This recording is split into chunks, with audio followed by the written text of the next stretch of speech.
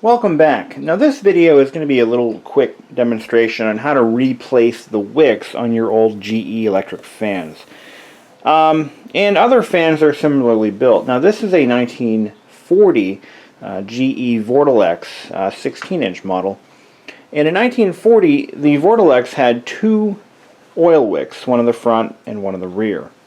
In later models, I believe after the mid-1940s, they switched to a single oiler in the front, and they depended on the grease in the gearbox to actually help lubricate the rear bearing. Now, I want to show you what a freshly replaced wick looks like.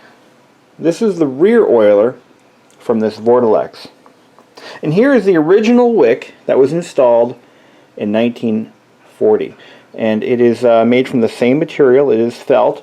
And it is played out. This wick will never work again. In fact, it might even crack in half if I try to to break it.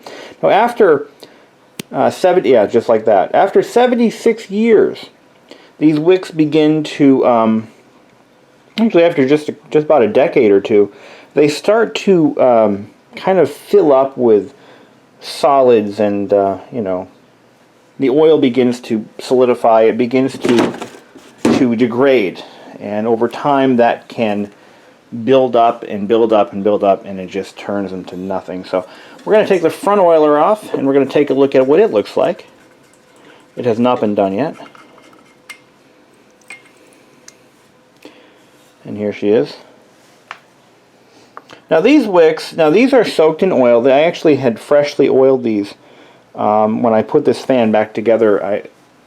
I actually did a complete repaint on this one, and I re-oiled all the wicks, but and all I did was I just trimmed the end off, and I just decided that maybe it's time I replace them.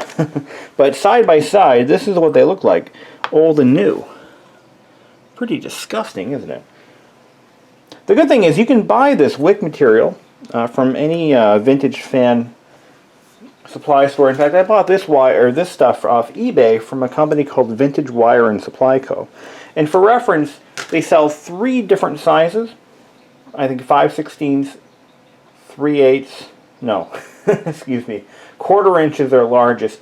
3/16 is the size I needed for my Vortalex. So, anyway. So what we're going to do is we're going to go ahead and we're going to take the wick out of the old one. Yeah, they sell 5/8, no. I want to say it's 5/8, 3/16, and 1/4 inch are the sizes that they carry. And I am not being paid by them for this video. This is that's just one company that supplies the wicking material. So to get this out of the spring, all you've got to do is twist it off. You can go clockwise or counterclockwise. It'll screw right off. And we're going to grab it from the end here, like that. And we're going to just twist the spring. Let's see which way works best. I'm going to twist it this way, just like that, and it pops right off. Now this wick, this is in pretty rough shape, and it just, if I squeeze it, oh, it didn't break this time. It does not mean it's still good. Now what these wicks actually do is that they siphon, using capillary action, they siphon the oil. I just spilled that one. They siphon the oil from these oil cups up the wick, and the wick contacts the oiled bronze bushings, or oilite bushings, that are in the back of the fan. And that's it. That's all they do. And all they do is they just draw the oil from that cup into the bearing, and the bearing disperses it because the bearing is made of porous material. As for length, on this 16-inch Vortalex, I found the original one to be approximately 1.5 inches long. And that is how tall we're going to make this one. So I'm going to use my ruler here, and I'm going to cut 1.5 inches of material. Just like that. I'm going to use a nice, clean, sharp razor blade. By the way, 1 foot of this wick cost me about $4 with shipping, and it actually arrived at my door in about 2 days. Today's Friday. I think I ordered this on Wednesday. And I'm going to pour out all the oil, whatever happens to be in there. We're going to pour that right out. And it's already turning dark because of the contamination with the old wick. And I'm going to clean the inside of this out. I'm going to use a paper towel. We're going to clean out the entire oil cup and get it nice and shiny in there, nice and clean.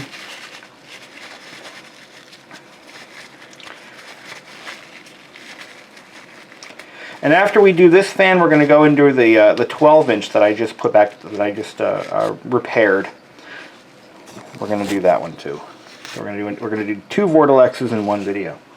A 16 and a 12-inch. Now the 12-inch was made in 1949, and it does not have the rear oiler. Now to get the rest of the gunk out, I'm going to be using these cotton-tipped wooden sticks. These are swabs. These are medical grade cotton swabs, and they're great because they really work well. So there's a lot of gunk in here that I'm going to be getting out of there, and hopefully get this nice and clean.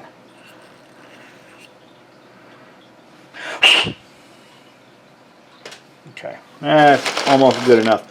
Now, we're not going to stop there. Once we get these cups cleaned out, I want to make sure that I get the wick hole, or the actual port on the bearing cleaned as well, because that needs to be ready to receive oil without any restrictions. Before I go any further, I want to go and put the rear one back in, and I'm going to just pour some oil in there. So right now it's empty. I've soaked the wick in oil, and the cup itself is empty. We're going to just pour enough oil to fill it almost halfway.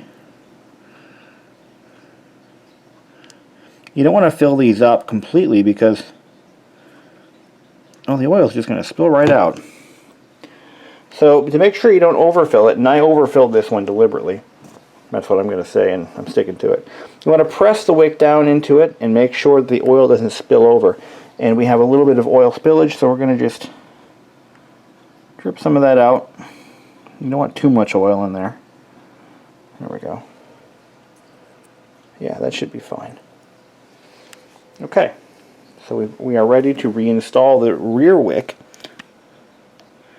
And that just slips right in there. I've already cleaned out, using my cotton applicators, I've cleaned out the hole itself, and now we're ready to just thread it in there. With you don't want to tighten these really tight.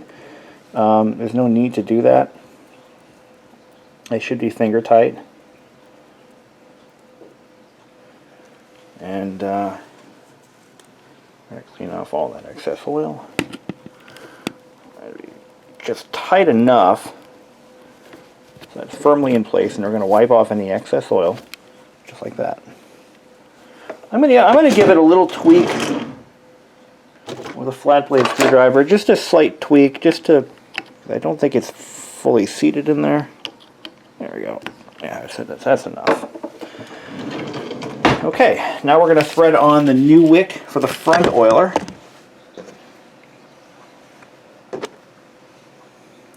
We're going to put the wick in the back way like this and just twist it. And you want to go that way. Here, I'll reposition myself so I can better serve the viewing audience. Did I do that right? No, I had it right the first time. But yeah, you just twist it on and come on, really? Try it the other way. Maybe I had it right the second time. Oh, there we go. Now we're cooking. Now it's threading on there. There we go. I'm going to have to collapse the spring just a little bit to give me some more tension. Up. We'll get it. Once it pokes out, we can grab it from the end and we can just, yeah, get it that way. So you want about a little bit of thread or a little bit of wick showing like that. That's about all you want to do. And there we go. And then what we're going to do is we're going to put the wick into the cup. First we're going to put some in there. Fill it about halfway. Don't worry, the wick will absorb it.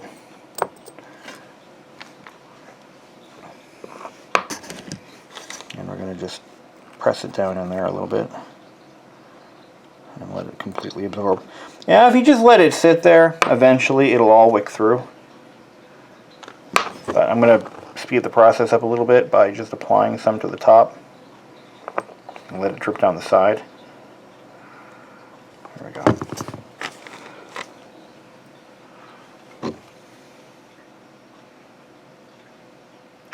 That thing should be pretty much submerged, not submerged, but completely soaked with oil.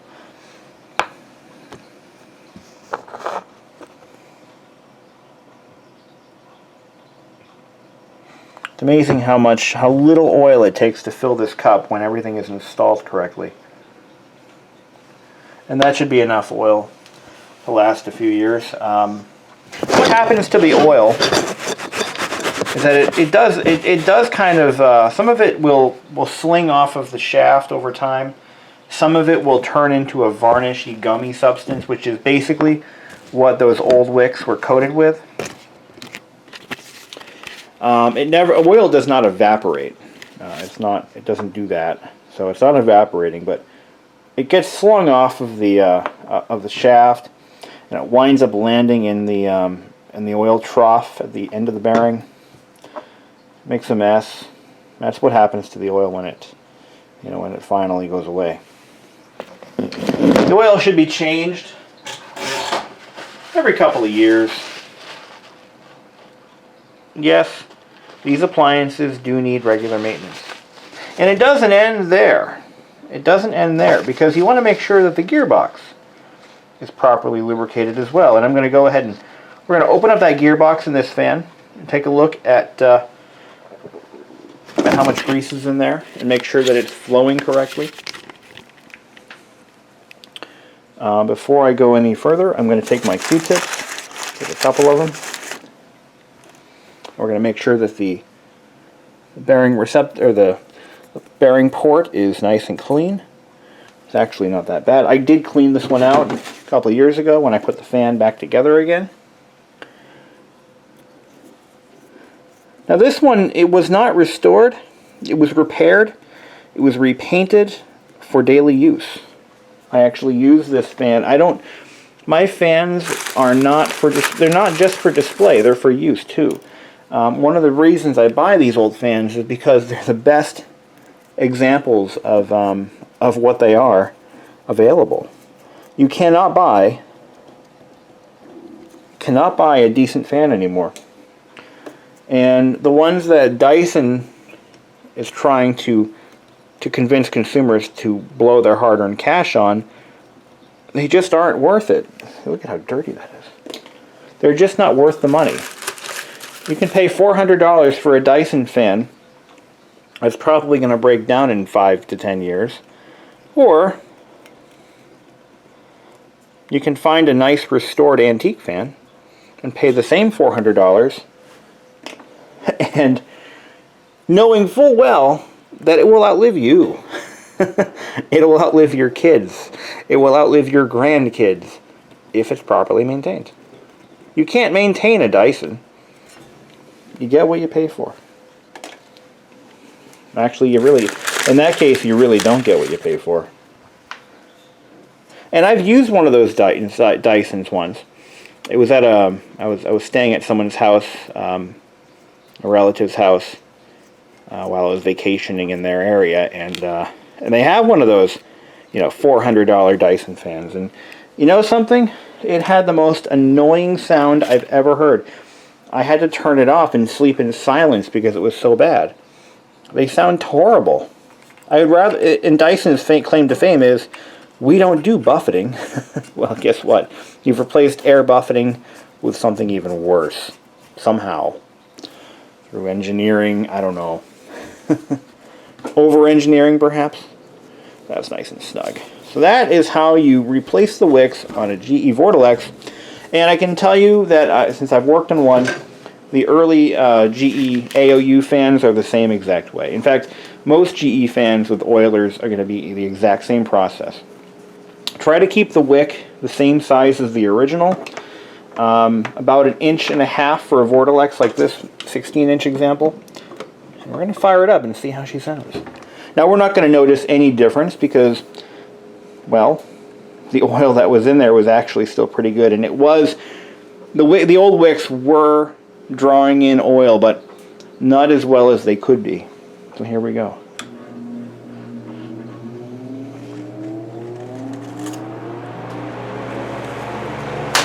Is that high speed on this? Yeah.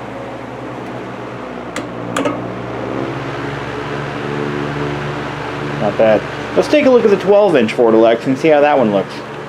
But before we do, we should take this gearbox cover off and have a look inside and see what's going on.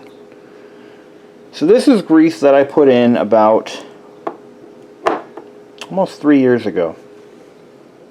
And it still looks as good as it did when I put it in there. It still flows nicely. It's still got some lubricity to it. I say about 10 years or so would be a good interval for that. Clean it out and add new grease. And you may not have to clean it out completely as long as you do a decent job of removing as much as you can. And let's turn it on and see what's going on behind the scenes. Let's see if it's, there we go, get that plugged in there. Let's see if it's really flowing. Yeah, it kind of is. I see some slight grease flow in there. Let's put it this way: the shaft is not dry, and that's what matters. Notice how there's an oil port in this fan. This one has a rear oil port that was deleted in the later models, and I'm going to drop a little bit of oil in there. And why not just add a little bit of oil to this grease? Let that flow through there a little bit. What that's going to do is it's going to help churn and loosen things up a little bit.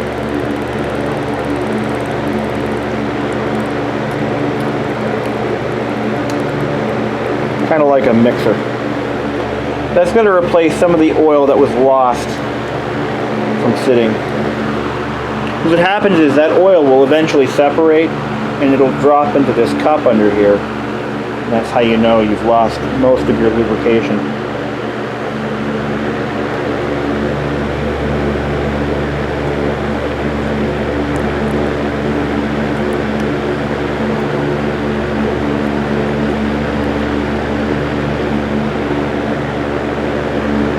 Listen to that sound though, that is such a clean sound. That is why I love these Vortalexes so much, because the blade set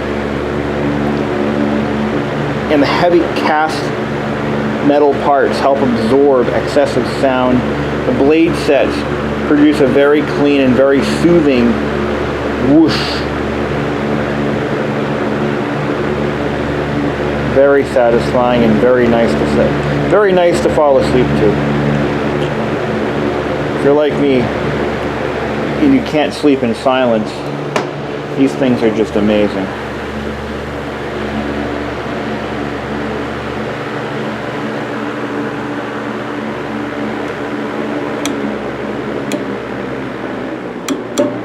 And that is an appliance that will last a lifetime, or 2 or 3.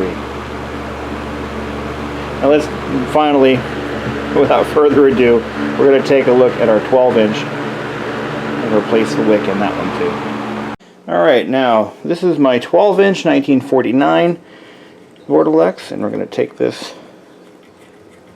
oil cap off. There's our wick. It's in rough shape.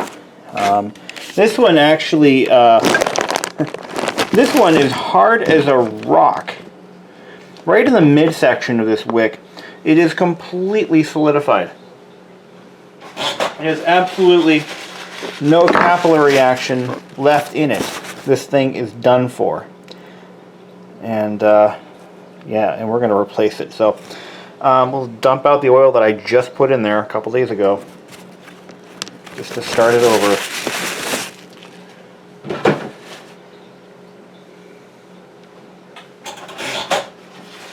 That was good clean oil, but I don't want to reuse it. I mean, it's been soaking in disgusting greasy ass wick for so long, I'm not messing with it. So we're going to use the magic of bounty to clean it out.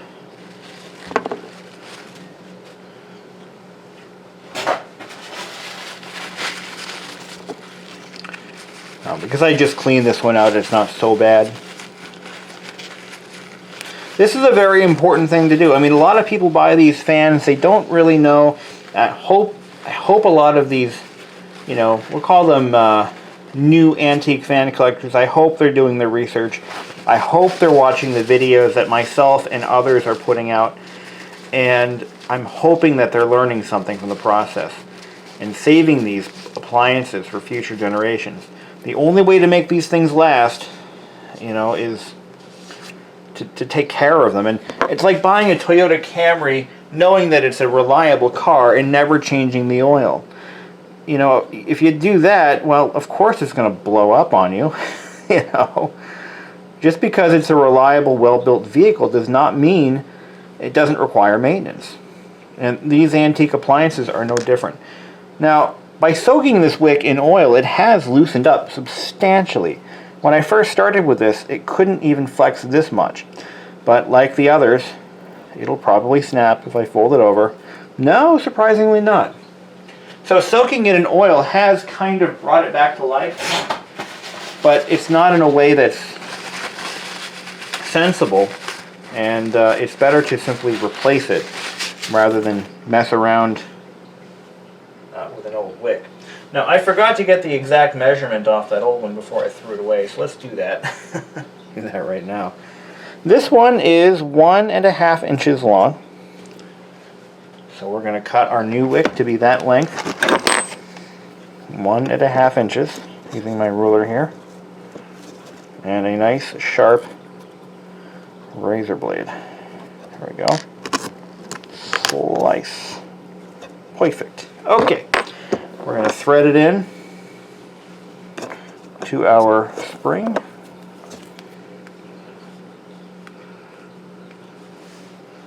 Get this on camera here. Just thread it right in there. Okay. Leaving a little bit exposed. Just enough to do the job. We're going to put it back in its cup. And we're going to oil this sucker. Where's my oil? Right there it is. I've just cleaned out the oil port, but because it's been soaking in fresh oil, I think I can get more gunk out of there.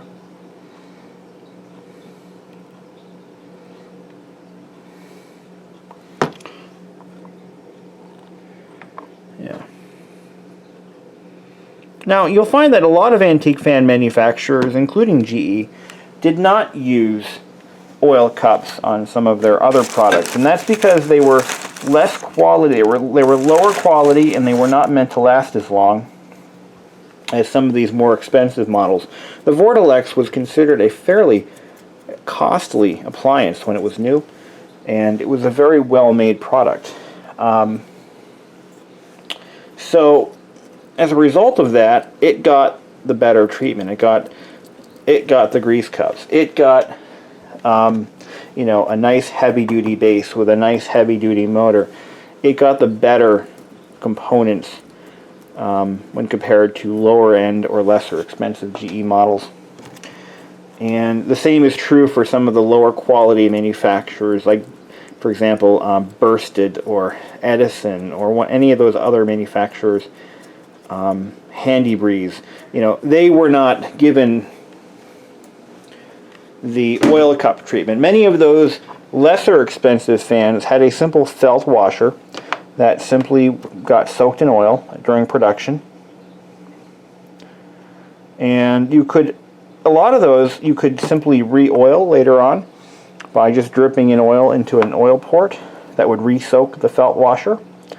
But GE felt that this fan should last a lot longer than those, and they gave them oil sumps, essentially. And we're all grateful 70, 80 years later that they did, because we can service these fans, whereas we can't always service some of the lower quality ones. And they're easily serviced. So yeah, that's pretty much my rant on that. I don't know if I'd call that a rant, much as an observation. So there we go. Now this one has just had its oil changed, and it's Wick. There we go. Get that nice and snug. Let's fire it up. Again, we're not going to notice any difference now because, well, it hasn't had a chance to soak into the oilite bushing, but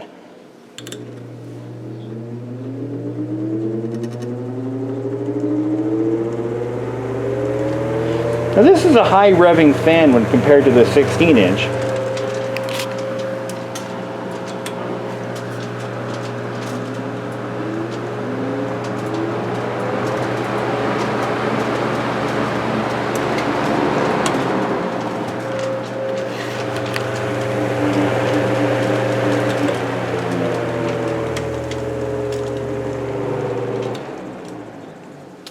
There you go.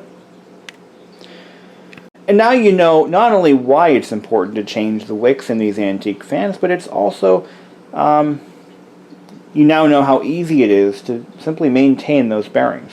And once again, I want to emphasize that these gearboxes are often neglected until things go really wrong. And by that point, it's time for either some major component replacement or machine work. You can't ignore the grease that's in this box, because it is all that this fan has to lubricate the rear bearing on this model. It does not have an oil cup on the bottom, but it's also critical for those oscillator gears. Even if the fan is not oscillating, those gears are still turning. They ride alongside the end of this motor shaft, and the only thing that isn't turning is the bell crank. But everything else in here is working, it's turning, it's moving.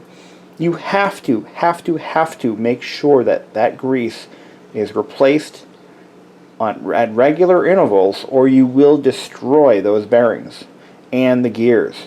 And these are fiber gears, and they will wear out.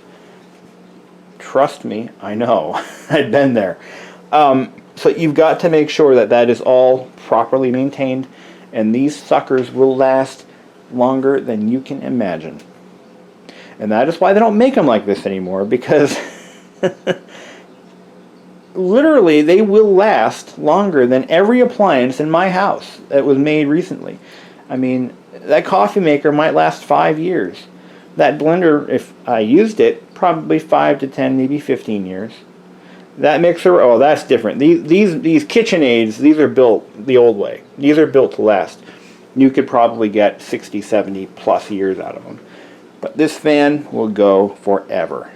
Just watch the videos, learn how to maintain them, and help others to keep these things alive. Thank you for watching, and have a great day.